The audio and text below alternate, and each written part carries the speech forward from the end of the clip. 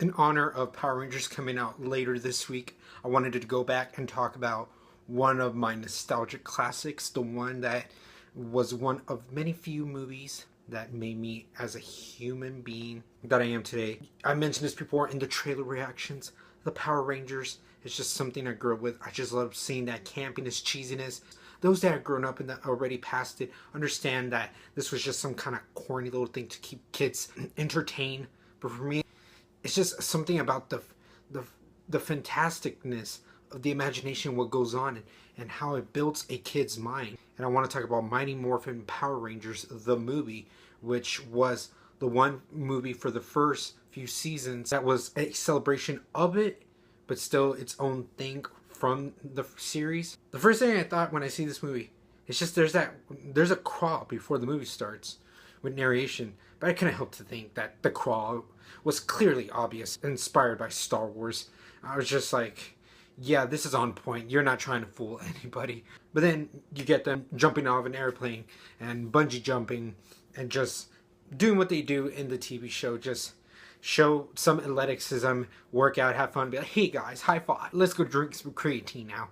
And say no to drugs, kids. And they're just having fun. So what I like about the TV show, they stayed true at least for how the campiness was. They develop a friendship with this young kid that apparently with some kind of like foundation that Tommy wants to help him out. It is the Power Rangers that I know and love. They go visit Alpha and Zordon, which what I will say, what I like so much of this is the improvement at the command center.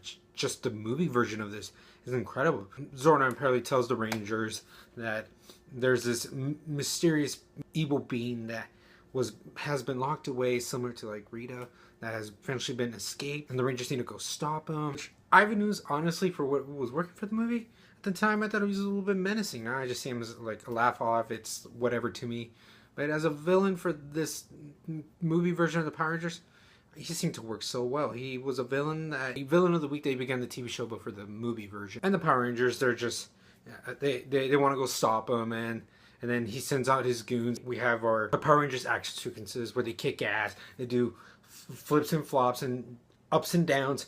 And then they're like, Billy, you're okay. Kimberly, Tommy, we gotta go stop him. And yeah. And it's just your basic formula Power Rangers of awesome action, badassery. Eventually, they need to go to this foreign-like planet that clearly is not Earth.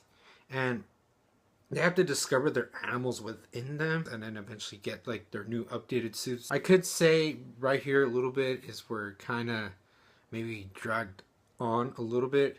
It's like something you really didn't need, or you could have cut it down. But every now and then they would have something to face, whether it was that skeleton dinosaur or having those flying birds or chimpanzees or something that ooze sense to them. And then they go back to them and say, oh, we were going to kill him, but someone came, and then he zaps them. So there's a little bit for the Rangers to go up against, even when they're trying to test for their animal instincts. Eventually they do get the suits, and their suits also, just like the command center, their suits in this just look so gorgeous. I just like the versions they got. They did a great job, like I said, updating the command center and updating their suits just for this, showing the spectacle of the theatrical version of how the Power Rangers could look. They go back to Angel Grove. The main climax kicks in. The young kid that they meet earlier in the movie, he and Bulk School and a bunch of other kids, they need to go stop their parents because apparently they got like brainwashed by this Ivan Ooze type of gel or something. I don't know if it's supposed to be gel for hair, gel for sandwiches. I don't know what the freak that was. And they need to go stop him. And while that's going on, the Rangers have to stop Ivan Ooze. And they get into their Megazords. And it's just cool seeing just these new versions, how one's a bird and then one's like a toad and one is a bear. Just, I love seeing these new Megazords. What it is very outdated, of course, is the CGI. They done what they could with the budget they had, but it wasn't really great CGI. But they improved on like how aesthetically things looked for the CGI. It really wasn't that great. But seeing just them have their traditional stand up with the Megazord and the main bad guy, just cool seeing that they kick ass. And then they eventually go into space, and the way they decide to end that movie is by kicking Ivan Ooze in the balls. I'm like, okay, that's not something normal for little kids to process. So you're trying to tell them like it's okay to kick someone in the nuts in order to save the world? I don't know. It's just, it fit with the way just how the Power Rangers are, but that was just so kind of odd. I'm like, you just decided to save the day by doing that. This movie I know is not perfect. It's a movie that really, for my nostalgic goggles, is just something I love. But as a film now, those that were not Power Ranger fans, they're not gonna like this even more. It is great seeing them when they need to fight, and just the chemistry is just all there. They're back. That young kid, I don't know what he was needed here for. They just wanted to add a little bit more subplots into it. It was okay. They had a choice of not putting him in there.